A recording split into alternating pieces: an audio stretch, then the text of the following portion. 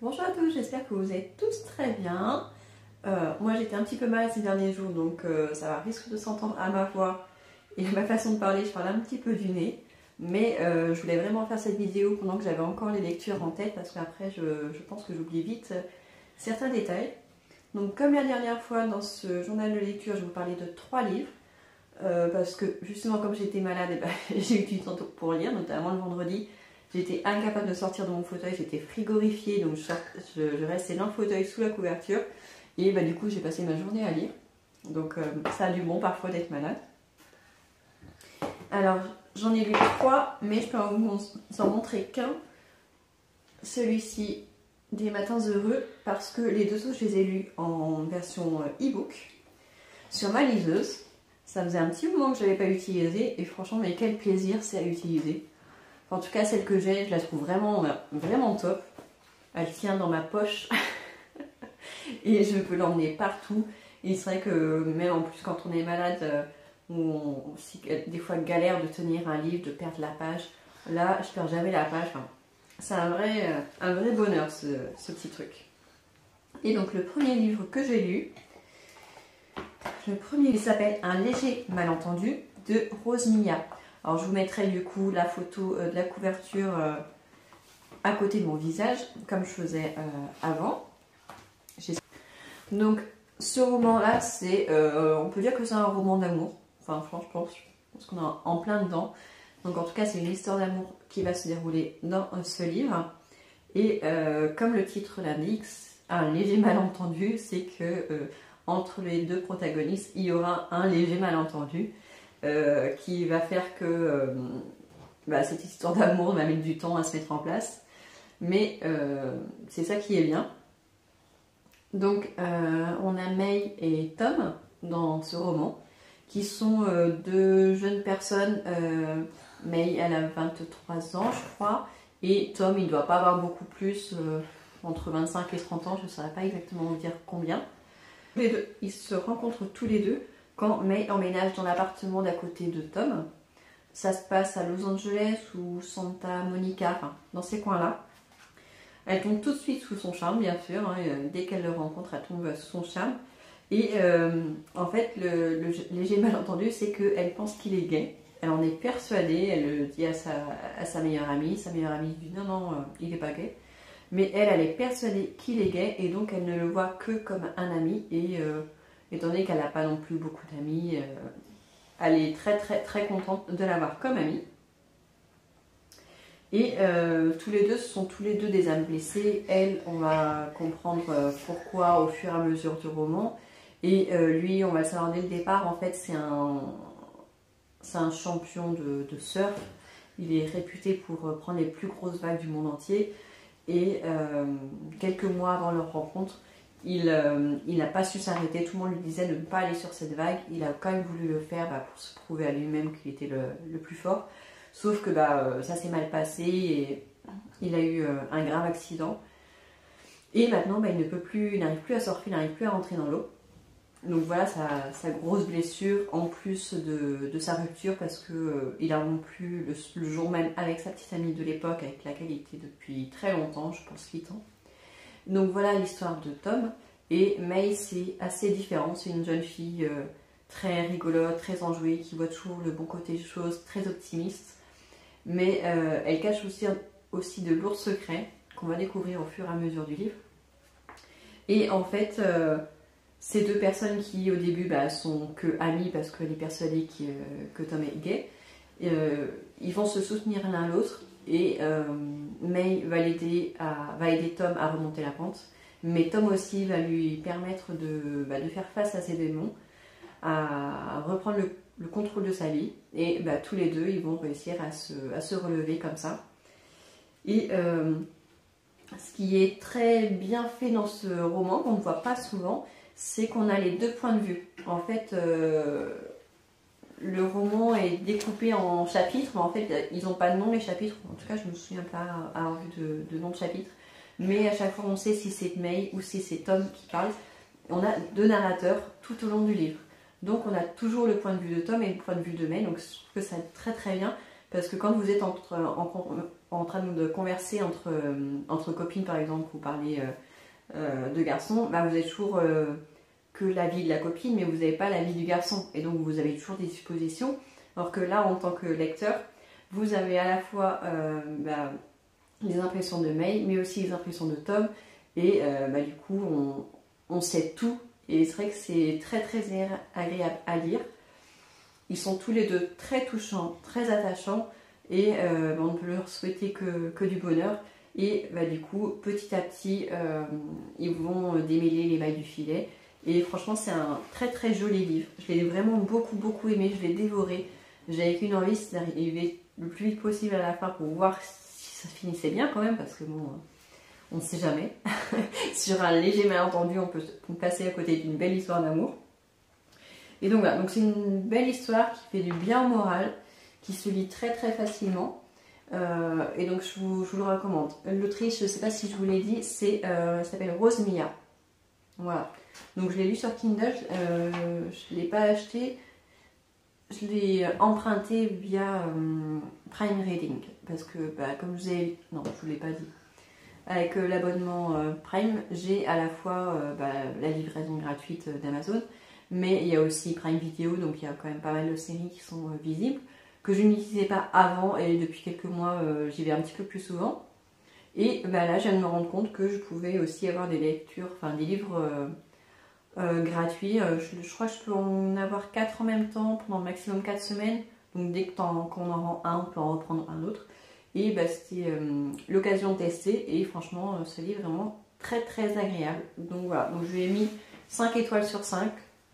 Si vous aimez les histoires d'amour et que vous avez besoin de quelque chose de léger, de réconfortant, bah, vous pouvez y aller les yeux fermés. Ensuite, en deuxième lecture, en deuxième roman, j'ai lu Des matins heureux de Sophie Talmen.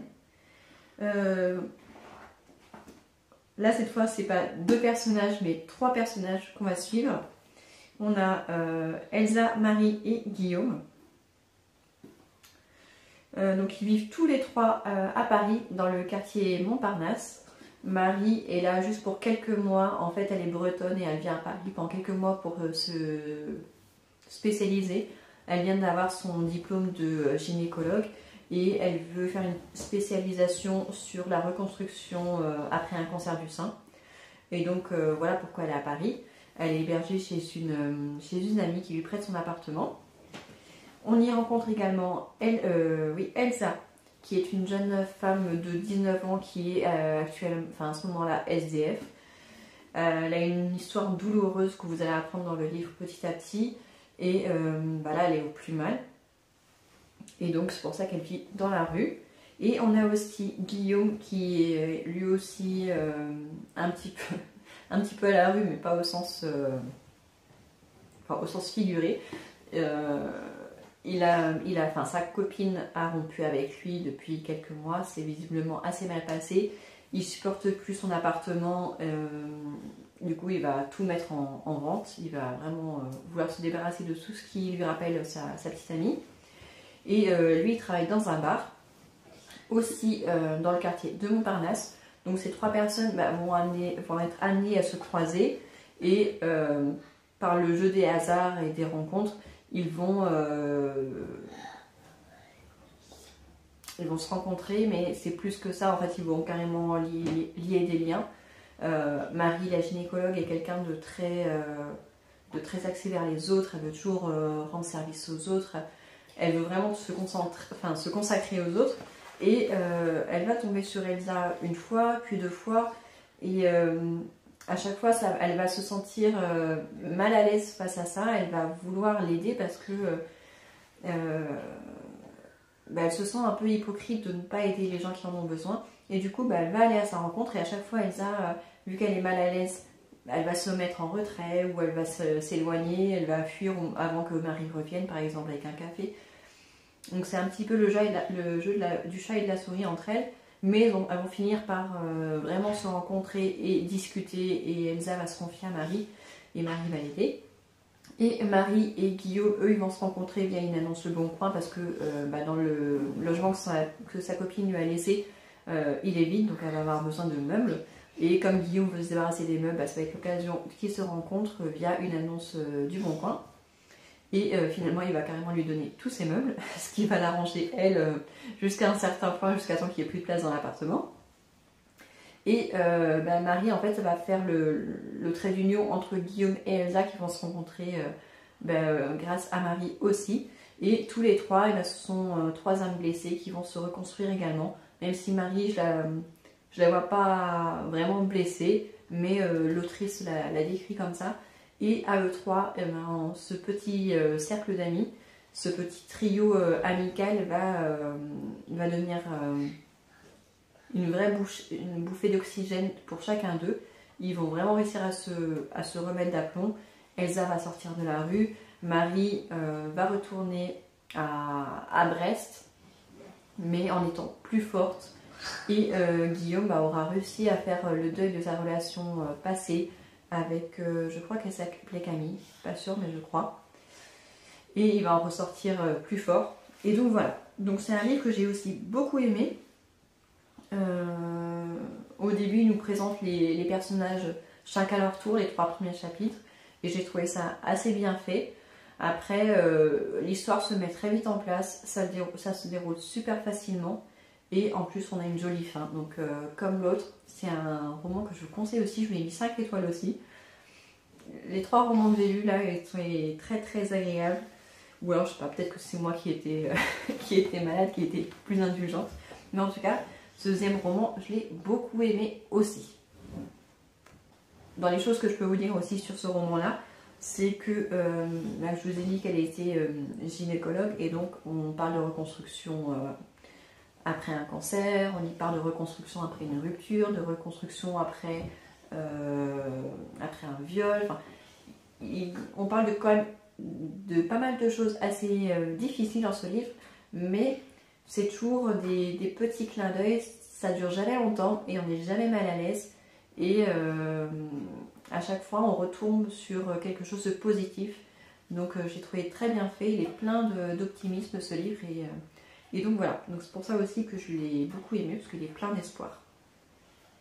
Et en dernier, le dernier livre que j'ai lu, ça s'appelle Le Médium de Julia Salvador. Pareil, je vais vous mettre la petite photo sur le côté. Et contrairement à ce que je vous avais dit la dernière fois, j'avais dit on va mettre un petit peu de côté les thrillers pour l'instant. Et ben en fait c'est encore un thriller. Je ne m'y attendais pas, mais le titre et la photo ont fait que j'ai eu envie de le lire. Tout ce qui est attrait au médium et tout ça, ça m'attire beaucoup en général. Et quand je l'ai vu, je dis allez, je me lance. Et au début, je n'avais pas spécialement vu que c'était un thriller, je l'ai découvert quand j'ai commencé l'histoire. Et en fait, dans ce livre-là, on a Zoé Rossi qui se fait kidnapper. C'est direct le début du livre. Elle est kidnappée et elle pense que c'est par le tueur de sa sœur. Parce qu'en fait, sa sœur a disparu depuis plusieurs mois. Elle est persuadée qu'elle a été tuée par un tueur en série dont on parle dans le livre. Et donc, elle se fait enlever. Elle pense que c'est ce type-là. Et au bout de quelques pages, il y a un homme qui arrive dans la maison, dans le sous-sol où elle est séquestrée. Et il va la libérer. Et le problème, c'est comme elle avait les yeux bandés quand elle a été capturée, elle ne sait pas si c'est vraiment son kidnappeur ou si c'est quelqu'un d'autre. Elle part du principe que c'est son kidnappeur, donc elle se méfie. Mais en même temps, l'homme qui vient la libérer, il a perdu la mémoire. Et du coup, il lui dit que non, il n'a jamais pu faire ça. C'est pas possible qu'il l'ait kidnappé. Mais en même temps, comme il a perdu la mémoire, elle ne sait pas s'il la met dans le bateau ou pas. Et donc, il va la libérer et ils vont essayer de reconstruire un parcours, savoir pourquoi il a perdu la mémoire, qui il est, et essayer en même temps de retrouver sa sœur, parce que c'est le but au départ, c'est qu'elle veut retrouver le corps de sa sœur et l'assassin de sa sœur. Et donc voilà, donc ça commence comme ça. Le livre, il est en 3 parties. En 3 parties qui sont vraiment très bien faites. La première partie, se consacre à cet homme, du moment où on le découvre au début du livre jusqu'au moment où il va retrouver la mémoire. Et donc Zoé est avec lui pendant tout ce temps-là. La deuxième partie, c'est consacré aussi à cet homme-là, donc il s'appelle Johan ou Johan, je ne sais pas comment on le prononce pour le coup. La deuxième partie est aussi consacrée à Johan, mais avant qu'il rencontre Zoé. Donc ils vont nous expliquer qui il est, et donc on va savoir pourquoi il est arrivé là où Zoé était kidnappée et séquestrée dans le sous-sol. Donc on va comprendre ça. Et la troisième partie, ça va être la suite de l'enquête, en fait, essayer de retrouver le tueur en série et savoir pourquoi ils se sont rencontrés tous les deux et comment ça va se finir en fait. Donc la troisième partie n'est pas forcément la plus intéressante. Celle que j'ai trouvée la plus intéressante, c'est la première partie parce qu'elle est vraiment haletante. On lit hyper vite parce qu'en fait c'est comme s'il y avait une vie qui en dépendait. Il veut tellement aller vite pour retrouver sa mémoire, pour savoir ce qu'il faisait ici, que on est tellement avec lui qu'on veut aller vite aussi, donc on lit hyper vite. Et arrivé à la fin de cette première partie, c'est plus posé, on nous pose les choses, là où on parle de médium et tout ça, et je trouve ça hyper bien fait. C'est pas du tout glauque. Pour un thriller, je trouve qu'il est quand même assez tranquille.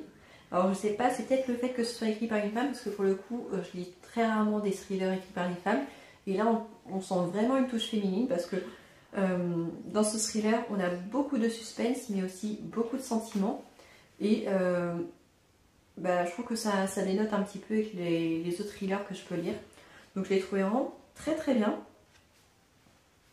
Donc, comme je vous ai dit, j'ai préféré la première partie, mais les trois parties sont des parties très différentes.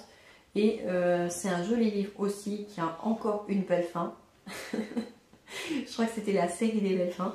Et pareil, celui-ci, je lui ai mis 5 étoiles sur 5 parce que j'ai aussi beaucoup aimé. Voilà. Et celui-là, je l'avais lu en e-book aussi, je crois que j'ai oublié de vous le dire. Voilà. Si vous avez lu ces livres, n'hésitez pas à me dire ce que vous en avez pensé. Et concernant, je vous dis à très bientôt pour une nouvelle vidéo. Et je ne sais pas encore si j'aurai un livre ou plusieurs à vous présenter. Voilà, à très bientôt.